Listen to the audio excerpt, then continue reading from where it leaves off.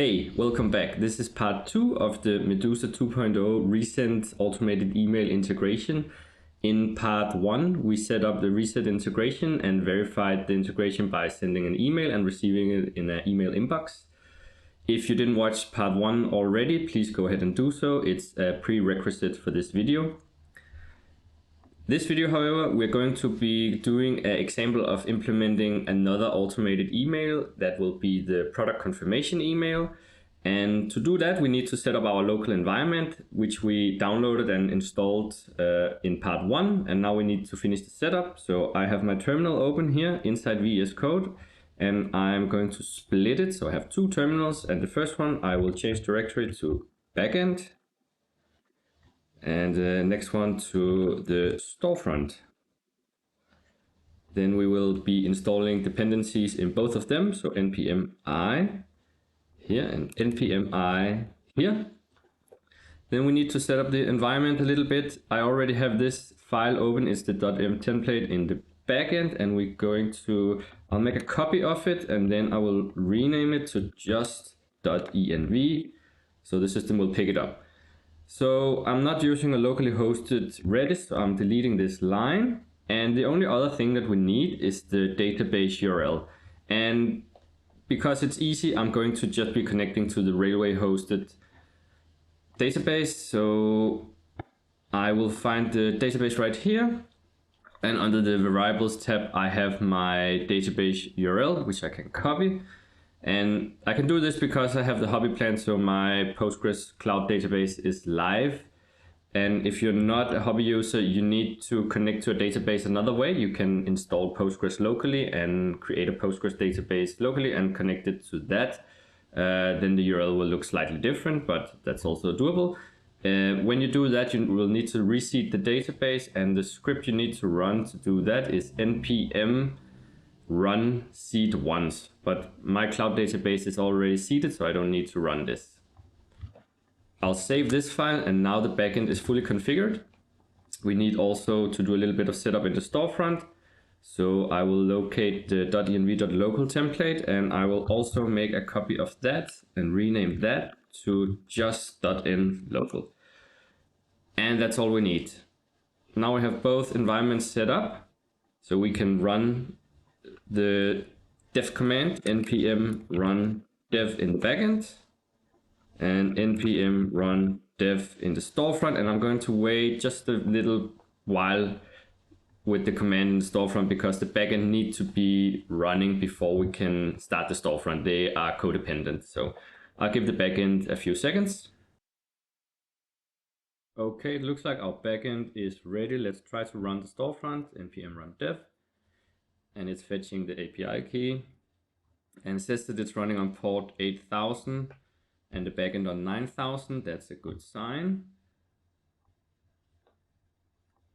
If we expand the folder structure here in the backend and go to source, subscribers, and invite created, this was the email we sent out in the previous video, and I had pre-configured this code, so you should have this in your backend as well. This right here, the event identifier, is the event that was fired by the backend when we clicked the send invitation button. And because we're subscribing to that event here, like this code was able to run once that backend event happened. And this right here was the sending of the email. So we are going to replicate this, but for another event. So what would that event be? And if we go over to the Medusa documentation, this is the version 2 resourced, and it's called event references. And if we scroll down a little bit, we'll see here invite events, invite created. This was the one that we subscribed to, or that I subscribed to send the invitation email. And now we want the order placed, I believe it is. But to be sure, another way to test what event you want to subscribe to is to simply make the event happen. So we can do that by going to the storefront and placing an order, and in the backend log we will then see printed the event that was fired, the reference to that event. So let's do that. I'll open up the storefront, and we need to find a product we want to buy. So I'll go to the store, And let's get a t-shirt.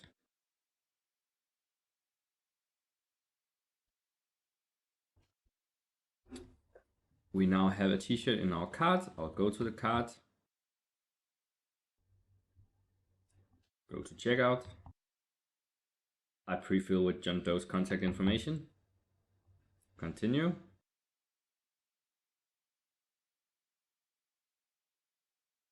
Okay, standard shipping, continue to payment. And we're going to do manual payment because we didn't set up any Stripe or any other payment provider. Okay, now we're ready to place order.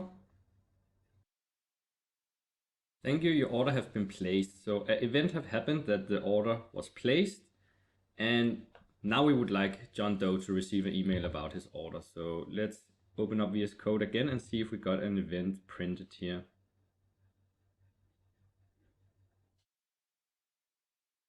Yeah, here it is. Order placed. So it was the order placed event.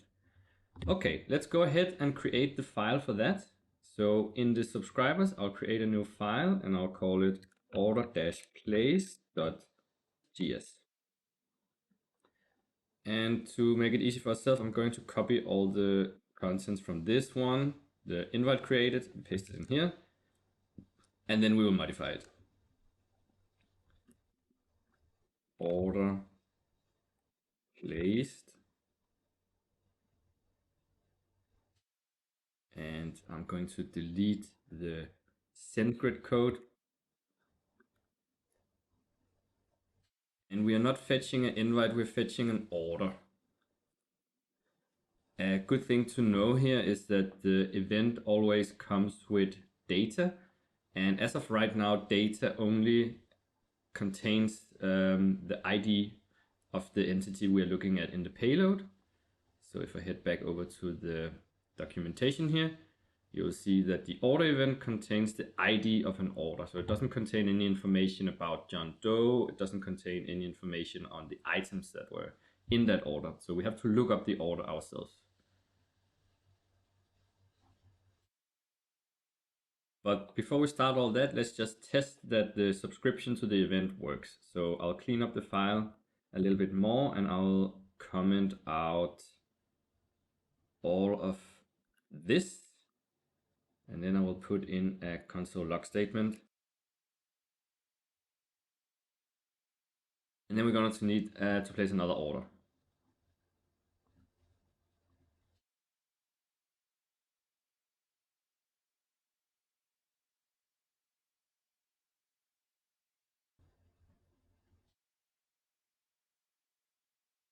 The backend didn't like running in dev mode. We're going to restart it.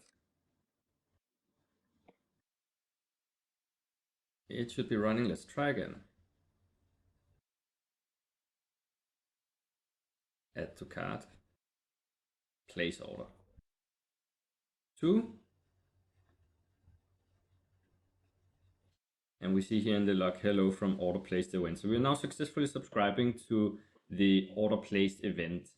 Personally, I find this event-based architecture really nice to work with. I think it's a really great choice of the Medusa team to create these events that you can subscribe to and keep all the core backend code separate in the node packages, and then all your customization will just live here. Event-based subscriptions and routes and API routes here, and it makes it just very easy to update your dependencies to stay updated with their core version, but still maintaining all your customizations in a very simple way.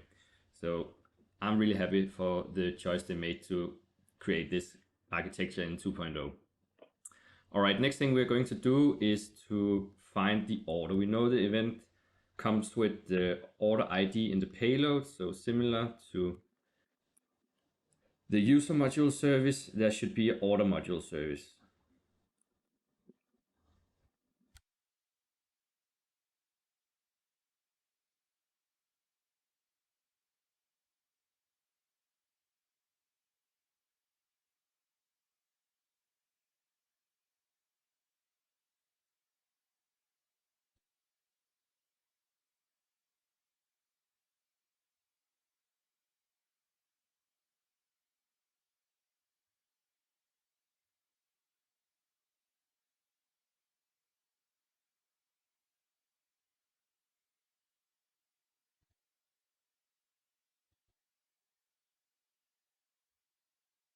retrieve order. Let's see if that works. I'm going to lock this order.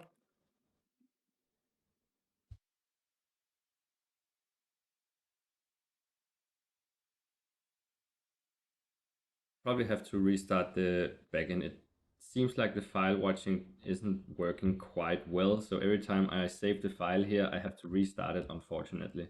But we'll have to live with that. It's not the end of the world. I'll restart it and then I will place another order and see if we are locking the order correctly. Okay, here was an order. Let's check in the logs. And surely enough, here is an order. And it contains the email of John Doe, but it does not contain the human readable address, and it does not contain any information about the items in the order. So let's try to get that as well. So I'll delete this. And if we go and take a look at the order module service, so if I click on the interface right here and press F12 on my keyboard, I'll go to the interface. And if we search for the function retrieve order, here it is. We can see that it has the order ID, which we're already passing in. And then there's also some other arguments. And one is called config here, and it's a find config. So it's some additional options in order to finding the order. Let's go back and then let's give it a few more arguments here. So we will give it second argument here, and it's an object and we want some relations. And that is an array, and we want the items and we want a summary. And I believe with these two additional lookups, we should have enough information to get a decent information about the order itself. But we also want the address of John Doe. And in order to get the address, we're going to use another service on the order module service. And this was a little bit tricky to find out, but I'll explain you how I found it in the end. But we're going to do a const shipping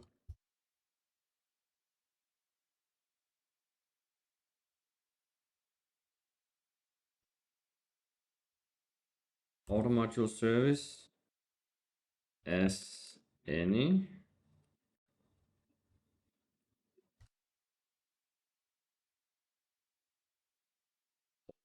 address service underscore dot retrieve, and it needs the ID of the address entity, and we have that on the order dot shipping address dot ID.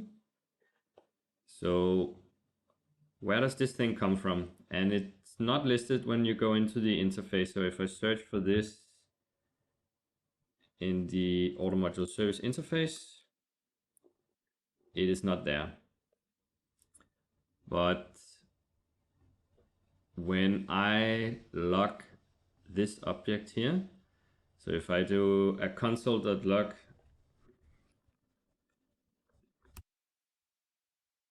object.keys, this one, I found a few more things that is listed in the interface, and one of them was this order address service.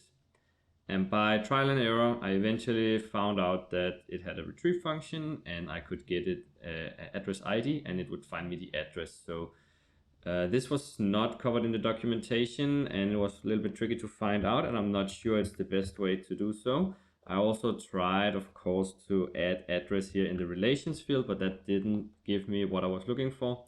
So this right here is how I'm able to get the address right now. I'm sure there is a better way to do it, but this is what we're going to do for now.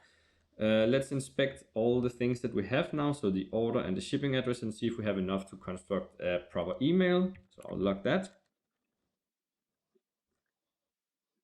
And I'll JSON stringify the order because it's a deeply nested object.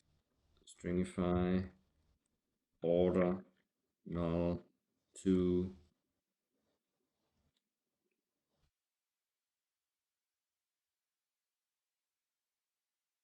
And the shipping address should just be like this, I believe. I'll make a new order and then we'll inspect the log. Okay, so I placed another order, and if we look at the logs, there is indeed some address and then a very large object here. Let's copy this to clipboard and paste it into a file.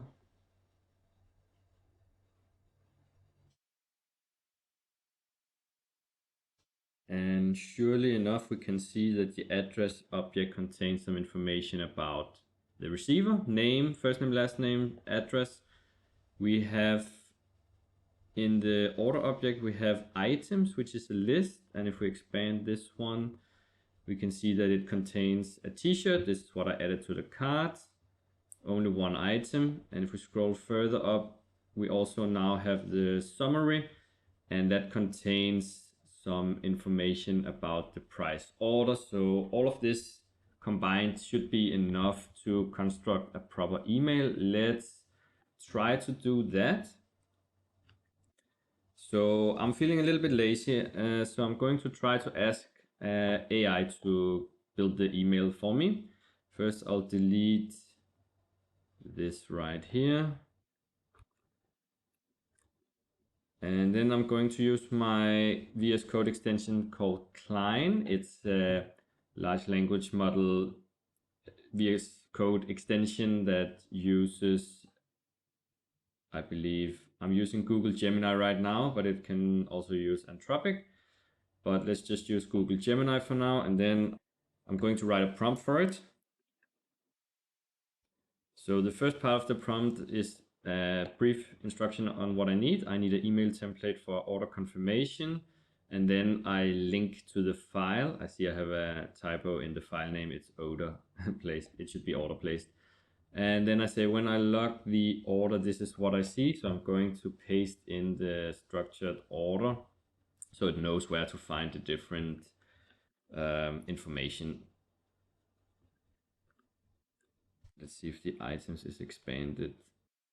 Yeah. Address. Then we do the same.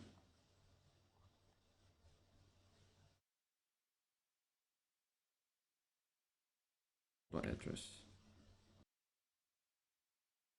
With this information, create a nicely formatted modern email body containing all relevant information about the order, the receiver, the price, and the items, etc. So if I go back here, maybe I need to tell it to add it to the template. Okay, let's see if it works.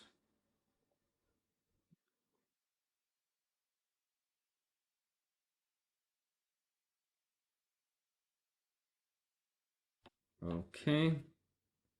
I'll just inspect it before I accept this. So it is creating a complete HTML document. I don't think we need to do that. So I'll delete this.